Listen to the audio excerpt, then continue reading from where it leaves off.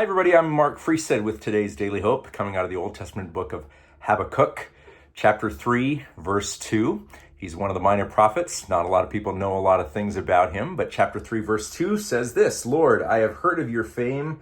I stand in awe of your deeds. Lord, repeat them in our day. In our time, make them known. In wrath, remember mercy. Now, that's a pretty different tone than the way that he begins the book, because what he's doing is he's complaining about wickedness. He's saying, when are you going to act on this, God? How long are you going to tolerate this? First in Judah, in his country, his region in Israel.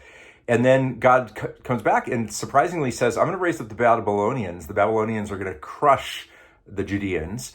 And then Habakkuk says, well, why would you use another nation and use their wickedness? You're a good God. Why would you tolerate injustice and evil? And then God gives him his answer. And his answer is, it's not going to be forever. Sometimes when you're driving in mountainous ranges, like if you're taking the interstate through Colorado, you can see a mountain and then you can see another mountain behind it, and you can guess what the distance is between those two, but you're often wrong because your eyes play tricks on you. And that's a little bit like being patient with what God is doing. We only see what's in front of us, and we tend to think that things in the distance are just two-dimensional. Oh, it's always going to be like that.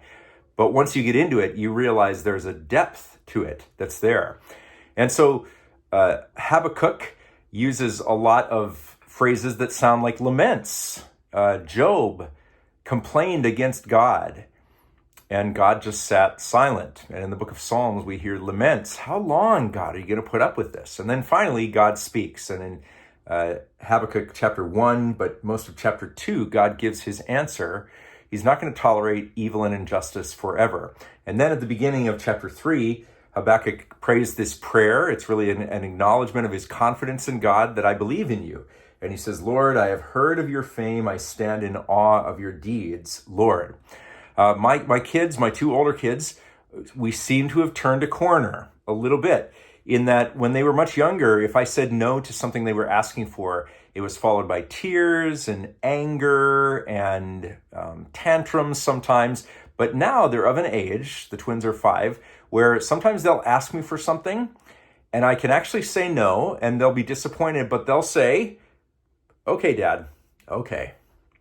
They trust me. They have confidence in me that my answer is right, that it's just, that they can trust what I'm having to say, and that what I want for them is really the best. And that's the sense in which Habakkuk arrives at these words. Lord, I have heard of your fame. I stand in awe of your deeds. Even though I don't like what I'm seeing, I don't fully understand what I'm seeing and what you're doing, I do trust you. I do believe in you. And to believe in God is not just to believe that he exists, but to believe that everything the Bible reflects about his character is true, that his promises are trustworthy, and that he is a good God. He will not tolerate evil and injustice forever. That's the key word, forever. He will tolerate it for a short time, but not forever.